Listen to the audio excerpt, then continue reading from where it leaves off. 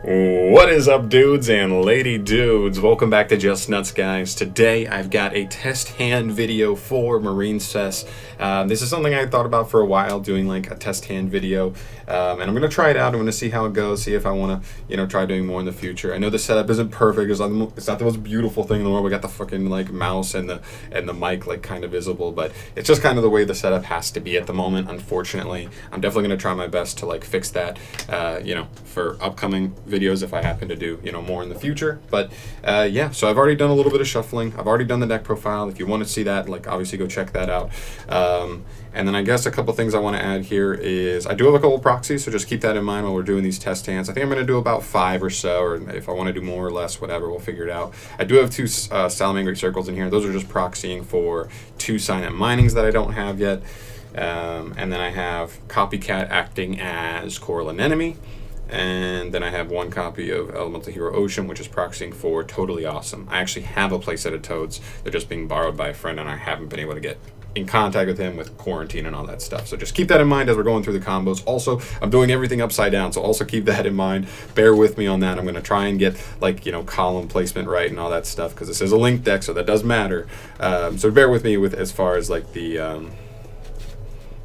that stuff goes. So we're gonna shuffle here. I just want you guys to see a good shuffle, so there's no shenanigans going on with these hands, and hopefully I can really show you like kind of the power that MARINCESS can have even now, even though I've everybody says like MARINCESS is like the poor man's Salamangreat. Like they say it still needs like a lot of help, and I think it does need help to be like a true legitimate competitive option, but I do think it does have like a decent amount of power even now, because what it does well, it does insanely well. It's extremely efficient with the way that it link climbs.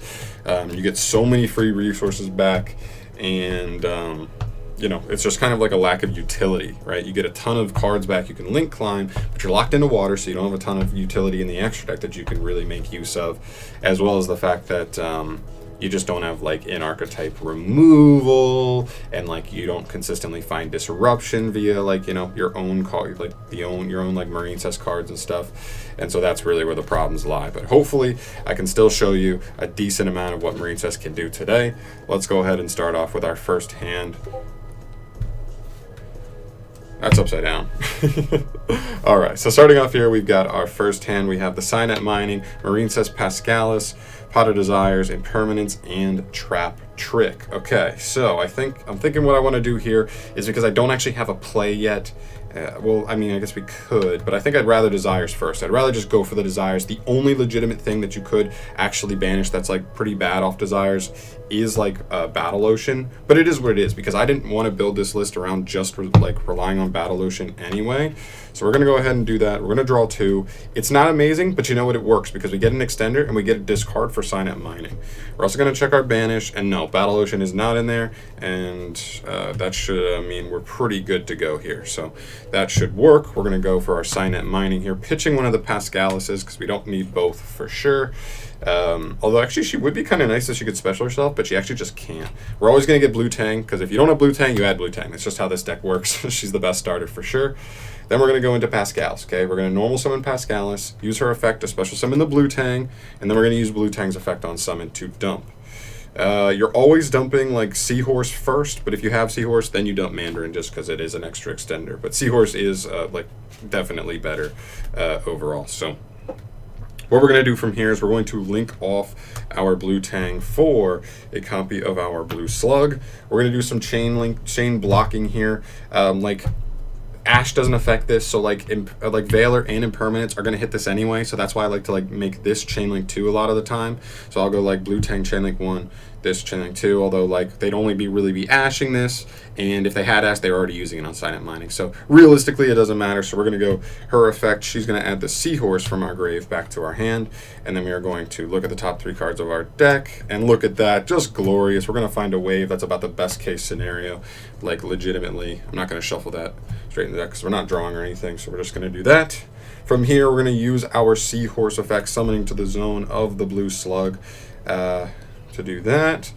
Then from here, let me see my grave. Okay, yeah, pretty simple. We're going to take these 2, go into our Coral Anemone, or our copycat of Coral Anemone. We're going to use the Coral Anemone effect targeting our blue tang engrave. That's what I want to do. Yeah. So we're going to summon our blue tang to her zone. Then what we're going to do is we're going to special summon our silent angler. We're not going to be summoning from the hand anymore for the rest of the turn, so we can drop him now. I think I'd rather put him actually here, just because. And what's just important is that he's level 4. That's literally it. So what we're going to do is we're going to actually overlay these two over here to go ahead and make us a Bahamut shark. We will detach a material. Really doesn't matter because we already have Pascal's Engrave, but I guess whatever, detach that. We're going to summon our Totally Awesome to the field as well. And that's our Toad. Then we can take these two. Oh, no. What do I want to do from here? Blah, blah, blah. Blah, blah, blah. Yeah, okay. So what I want to do is I want to link this off for our 1 copy of Sea Angel. Sea Angel is now going to add us our Battle Ocean, because that's the only spell we can add off of that. Then from here we will take these two up into a...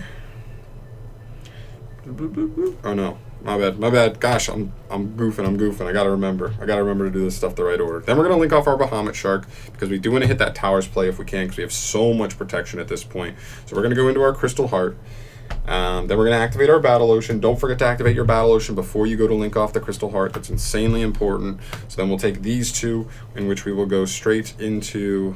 Man, this is tough, but I think I'm honestly just going to go into Marbled Rock because I don't care.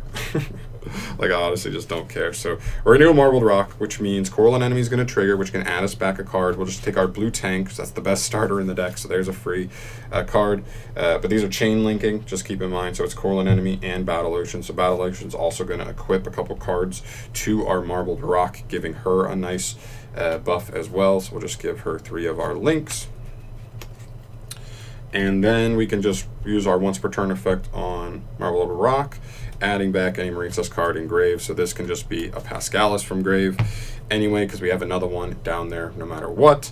And there you go. So now we can set our Trap Trick, set our impermanence in these zones. We still have these in hand, and we're going to pass on that. So we're literally going to pass on a Towers. Keep in mind this is unaffected by all card effects, and right now it's also... I believe 4,500 attack.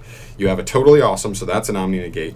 We don't play like dupe or anything, so we're not going to special dupe on standby or anything. We're just going to take that Disruption and then add back a card for free, as well as MARINCESS Wave, another like essentially a negate. This can get us either a Dino-Miscus or a Compulse or another one of these if we really wanted them. So this is like also really versatile. And so yeah, we literally are ending on Towers plus 4 disruptions, which is actually pretty nuts if you ask me. I think that's a pretty successful first hand there, showing you really what this deck can do. So we're going to go ahead and reload everything back into our situations, do some quick shuffling, and we'll go into our next hand.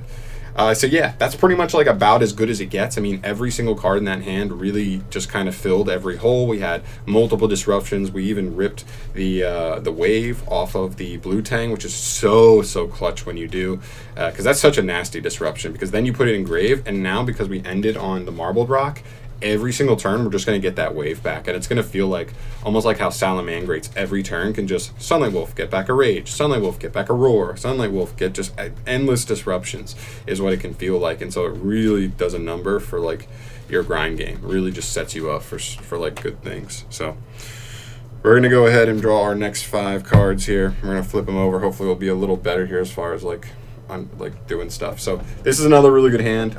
Really liking this hand a lot. Yeah, so this hand's gonna do it. This hand's all gas pretty much with a Veiler. So we're gonna move the Veiler over here for now. Just put it off to the side, honestly. Put him up here. Hopefully I remember that. So we're gonna just start with the Signet Mining. Keep in mind that's Signet Mining. We're gonna pitch the Mandarin. It's the least relevant card in our hand, in all honesty. We're gonna grab the Blue Tang because Blue Tang's the best. There's honestly nothing really I want to dump off Blue Tang, but like whatever. It's fine, I guess. The circle, we're going to normal summon the Blue Tang. Blue Tang's effect is going to trigger to dump the Pascalis. Alright, so that is there. We are going to link off our Blue Tang for our Blue Slug. We're going to do some chain blocking, chain link 1, chain link 2. So we're going to go ahead and flip, we're going to add... Do we just add the Pascalis back? Because like this special's from grave. This we're going to get to add back anyway. It really doesn't seem to matter. No, this is good. We're going to take the blue tang back for sure. Yep, blue tang I think is correct here. But then we're going to go 1, 2, 3. Wow, okay. I mean, that's going to happen. It's going to happen every once in a while. All right, so then we find that. We're sitting here. We're going to go Seahorse effect, special summoning to the zone of the blue slug here. I think I want to just immediately go for the Sea Angel.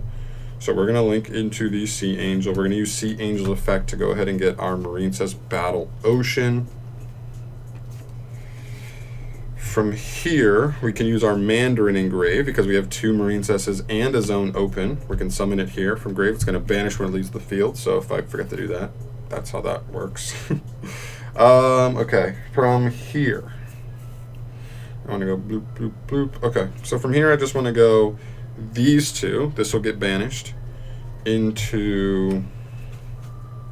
No, I got to take this. So we're going to take those 2. We're going to leave the Mandarin up to go into the Coral Anemone because we have to have a zone open for Coral Anemone because she has to summon to a zone she points to. So we're going to go Coral Anemone. We're going to use Coral Anemone's effect, targeting the Pascalis in grave, summoning it there. Now we can actually activate Pascalis again to summon the blue tang from our hand. Not again, but for the first time, but from grave, not even from normal summon, which is so clean. This actually doesn't come up that often because you're only usually dumping Pascalis when you already have Mandarin and Seahorse. So that's really good. Obviously blue tang can't trigger again, but you got the extension. That's all you were looking for there. Now what we can do is we can actually just overlay already. Yeah, we're going to overlay already with these. So we're going to go these 2 over here for our Bahamut Shark. We're going to Bahamut Shark effect. We want the blue tang in the grave. More, so we're going to detach to special summon our Toad over here. Then we are going to special summon our Angler, activate our Battle Ocean, link these 2 off. Don't forget, Mandarin gets banished into our Crystal Heart. Our Crystal Heart and our Coral Anemone can go up into a new monster. I'm actually going to decide to go into Bubble Reef on this one, and I'll tell you why there. So we're going to link into that. We're going to have some chain links. The Coral Anemone is going to add back the blue tang because it's our best starter, so that's a good follow-up for next turn. And then our Reef is going to, or our Battle Ocean is going to equip some cards to our Great Bubble Reef. I'm actually going to, I want to leave both these in grave, honestly. Yeah, so we're going to equip guess it doesn't matter that much, huh? Yeah, we're just going to do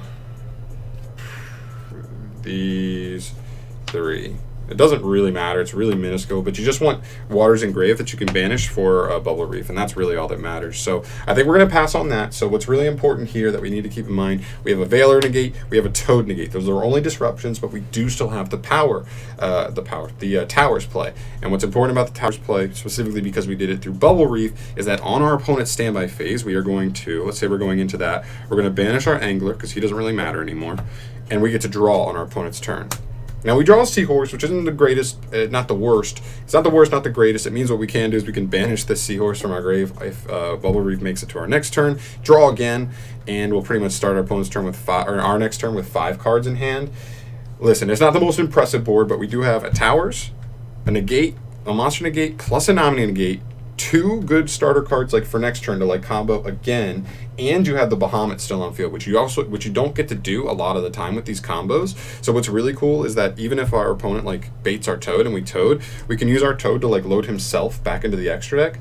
And if our opponent doesn't go after the Bahamut, like maybe they prioritize getting Bubble Reef off the field and we keep our Bahamut, next turn we still have a material, so we could just Bahamut out the Toad again to start our play. Maybe even just bait a negate, and then we might be free to play with these, and we already will have 3 cards in hand. So honestly, a pretty good board nonetheless. That hand was all gas, but that's the kind of hand that a hand with all gas can still get you. It's just a ton of follow-up, and that's what I love about this deck. It just sets you up for the future. Even if your board's not insane, and we still ended on an Omni negate plus a monster negate, like that's actually no joke. There, plus like it's just so much follow-up, so many future resources, and I think that's a pretty good hand. I think I will take that all day. So That's two hands. I think those two hands already kind of spoke for themselves. But we're gonna keep going so I can give you guys a little more of a well-rounded idea of like other hands that you might expect to see. But I think these hands are kind of speaking for themselves so far and doing a pretty good job. So let's go ahead and just power shuffle, power shuffle, power shuffle a couple more times, and let's go ahead and draw us a card though. Let's cut. You know what? Let's just cut real quick. All right, that's not how I want that. Yeah, there we go. All right, we're going to take 5 cards off the top. We're going to take a look at them. We have Dinomischus Veiler, Marincess Wave, Blue Tang Veiler. So this is one of those hands that you also can expect to see, is as long as you see one starter card, which is either this or Seahorse by themselves, the rest of your hand could just be disruptions, and you are still good to go, and I'll show you what I mean. So let's go ahead and start off with the Blue Tang, because this is our only play. These are literally going to sit on our hands essentially the whole turn. So we're going to go Blue Tang effect. Blue Tang is going to dump Seahorse, because it's the best one to dump here.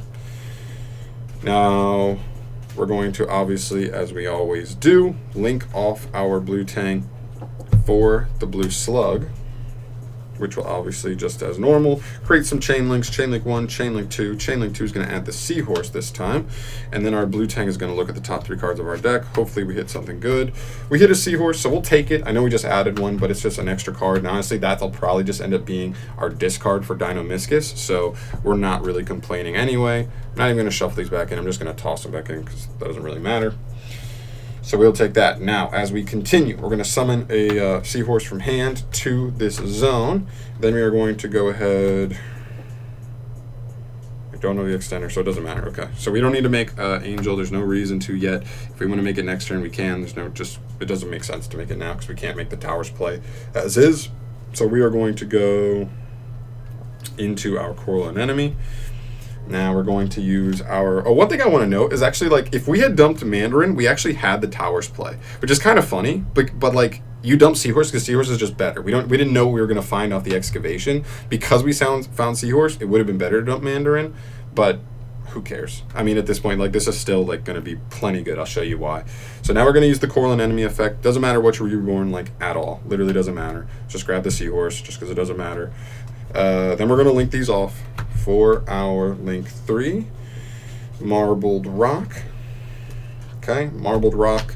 So Coral Anemone is going to trigger when she's linked off. We're going to add the Blue Tang back to hand. Then we're just going to use Marbled Rock to add the other Seahorse back to hand. And look at us. We literally just ended on a link 3 right now, but we're still +3. Literally went +3. We have 7 cards in hand right now. It's not going to stay that way, but honestly, all that's going to change, we're going to set one Dinomischus in this zone, and then we're probably just going to pass. And look at what we have. These 2 are going to be our follow-up cards for next turn. This is going to be our discard fodder for the Dinomischus. And then we have Monster Negate, Monster Negate, Monster Negate. But also this is a Monster Negate that will make this a towers for the rest of the turn. Because if you don't know, Marincess Wave says, like, after it resolves, all monsters you control are unaffected by card effects till the end of the turn. So, whoa, calm down. All right, so like this is actually really nasty. You have 3 Monster Negates, but also make this a tower, so like they have to beat over it. You have this in case they do try and beat over it to clear like the monster just off the field, and you've got nasty follow-up, just nasty. So I will take that. I think that's a good hand no matter what. You literally have 4 disruptions with, you know, a really strong follow-up, like literally just the towers combo, if not, but it plays through a disruption a lot of the time, just having like 2 of the cards in hand. So really nice. I like that hand a lot. So I think I'm counting that as another good hand. I mean, I think that's 3 in a row that you can't even really argue with. Those are all pretty impressive hands. I mean, listen, disruption is disruption. On that play, 1 hand trap stops you, but also like look at what we still end with. Even if they stop us, it means we still probably have a Marincess link up, which means that we got Wave, we have let's see, we have Wave, we ripped the Seahorse off of Blue Tang anyway, so we were at least getting to, like, we were still getting to the link 2, like, no matter what, or the link 3, I mean, even through like a Veiler, an Impermanence. There was nothing to Ash because we chain blocked the Blue Tang, and so like what are we getting hand trapped on? Like, you can get Nibiru'd. Like, this deck, I will not even try and like sugarcoat it. This deck can definitely get Nibiru'd, and it's like definitely annoying, but like it is what it is. If they have it, they have it. So we're gonna go ahead and take our 4th hand here. Alrighty, this hand. Yes. Okay. This hand's honestly not even that bad. Yeah. So because we have 2 waves, I think it's pretty easy. We're going to sign it mining, discarding our second wave because we don't need that. And honestly, putting them in grave isn't even the worst thing. And you know the rule, if we don't have blue tang, we add blue tang. That's just how life works, okay? We're going to normal summon the blue tang, do some normal blue tang stuff that we've been doing in every hand so far. We're going to dump the seahorse. We're going to link the blue tang off for the blue slug, just like we've been doing. We're going to go chain link 1, chain link 2. Chain link 2 is going to add our seahorse back to hand. And our chain link 1 is going to go ahead and look at some cards. Let's see. We can search the Battle Ocean anyway, so I'm not worried about that. So I'm just going to take the Pascalis here. Not super, like, whatever. It's just either discard fodder or a follow-up play for next turn, whatever we want. So we're going to roll with that for now. I don't think that really matters. Okay. Let's see. Going forward, we're going to special summon the Seahorse. We are going to then link off our Seahorse and our blue slug for a Coral Anemone. From here, I'm going to Coral Anemone the blue tang back to the field. Let me think. That is what I want to do. Now, since we are not going to special summon from the hand for the rest of the turn, we can drop our Silent Angler onto the field. We can then use our Silent Angler and our blue tang to go ahead and make a Bahamut Shark. We're going to attach the blue tang because we want to add her back this turn, even if we didn't link off like the Bahamut Shark, into our Totally Awesome. Now this is something you could do. You could leave this like this. If you still want the Bahamut because you think the Bahamut play, like keeping that live is pretty nice, you can do that. I think I'd rather guarantee that I have a really good follow-up for next turn, like summon-wise. I think it's just better. If you can end with this and the monsters in hand, then do that. But I think I'd rather end with the monster in hand. It's a little bit safer because then you're just relying on the fact that your opponent might not be able to out this, and that's not. I don't think that's the right move. So we're going to link off our Anemone and our Bahamut to make the Marbled, which is going to trigger our Anemone, which is going to add our blue tang back to hand. Then we have Marbled. So here's the thing also, like, even though we opened 2 wave and that's why we discarded 1, even if we had just opened 1 wave, one of the cool things is that Marble can add anything back to hand. So like, even if that was the only copy of wave, I still probably would have discarded it because now we can just go like add back and there you go. You never even lost the disruption. But because we didn't, or because that we still have 1 in hand, I might just grab Seahorse. But we can already get Seahorse back so easily. No, you know what? I think the right play is just still take wave. Just get wave back to hand. And then I think we just pass on that. And honestly, look at this again. We're +2. We've got this, which is going to not only negate a monster our opponent controls, but then make both of these monsters completely unaffected by card effects until the end of the turn, which is very, very nice. So they have to like bait us in the battle phase, essentially. We have an Ash as well, and also just the Toad negate. So 3 disruptions, an Omni negate, an Ash, and a monster negate, as well as the fact that, like, as far as recursion goes, once we use the Toad, we're going to add, a water back to our hand. So that could actually just be Angler, I believe, or it could be Seahorse. Also really good. And then we have next turn going for us, Marbled Rock gets us a card for free, as well as we already just have these 2. And once we use a wave this turn, we still will have 1 to potentially just activate into a board to either bait something if our opponent tried to set something up or whatever, you know what I mean? Or make our stuff unaffected by stuff so that we can just play through a board much easier. So again, I'm going to take this as another good hand. I think we're pretty much 4 for 4 at this point. I don't really see how you argue it there. All right. Also pretty nice. I will say that hand probably just lost to Ash Blossom. It is what it is. Like, I don't know. I don't know what to tell you. Like, that hand probably just lost to Ash Blossom, but we still just had, like, Ash in hand. I guess Ash in hand is all we had to really mess with our opponent. So that was one of the weaker hands for sure. 1 Ash really hurts, but that's why we're playing Called by the Grave, because you do have hands like that. You don't really want to get ashed on, like, Signet Mining, especially when it's, like, you're kind of dependent on it to kind of make your hand work. Or Desires if you really need to draw into something. So that's why I'm playing the Desires in the first place. Or not Desires, the Calds, and especially just like also because Eldritch is Eldritch. So gotta stop them as well. Alright, so we're gonna go ahead and do our last test hand here. We're about right on schedule. I wanted this to be around 30 minutes. This is looking pretty dang good so far. So let's go ahead and cut before we do our last hand here and sum up this first test hand video with MARINCESS. Alright, so let's draw our 5 cards. Flip them over. What do we got? We've got some jank. Oh boy. All right, this could be potentially our biggest brick yet, but we're going to have to activate desires and just see where it takes us, because honestly our hand doesn't really do anything right now. So we're going to go for that. We're going to banish 10. We're going to draw 1 and 2, and look at that. We found blue tank, plus we have an extender, which means now we can do our towers play. So, I mean, it works. Find blue tang and you find the truth. Do we have, and we don't even have Battle Ocean in here either. 2 desires in this video, no Battle Ocean banishment. I love it. All right, so we're gonna go normal summon blue tang. We're gonna do the same thing we've been doing. We're gonna send a seahorse. Oh, okay, we banished 2, but not the 3rd, so that works. So we're gonna send our seahorse. We're gonna link off as per normal. We're gonna go into blue slug. Blue slug is going to target the seahorse to add back to hand, because that's where we want her. We're also going to look at the top 3 cards because we chain block. Just keep in mind, chain block there. We do not hit a MARINCESS card, which happens. It's honestly not the craziest thing. We did hit those 3 impermanences that one time. It's not going to lose the duel. I mean, we've still got 4 disruptions, bare minimum right now. So we still rocking and rolling. We do not have a way, I will say, we do not have a way to establish totally awesome this duel. So just keep that in mind. We're going to special summon our seahorse though.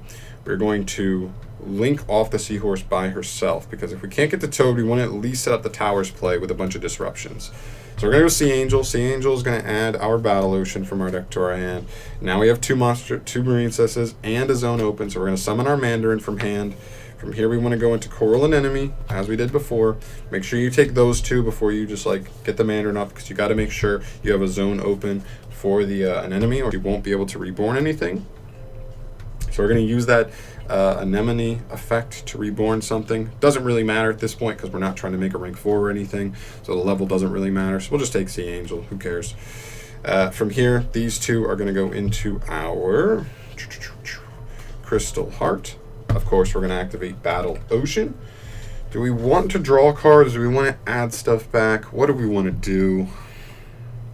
I think we have plenty of disruption, so I'm not too worried about drawing. I think I'd rather be adding stuff back. Plus, we've already desires, so the more we start drawing out of our deck, the bigger a risk we have of like deck out and stuff, or drawing stuff we want to search later on anyway.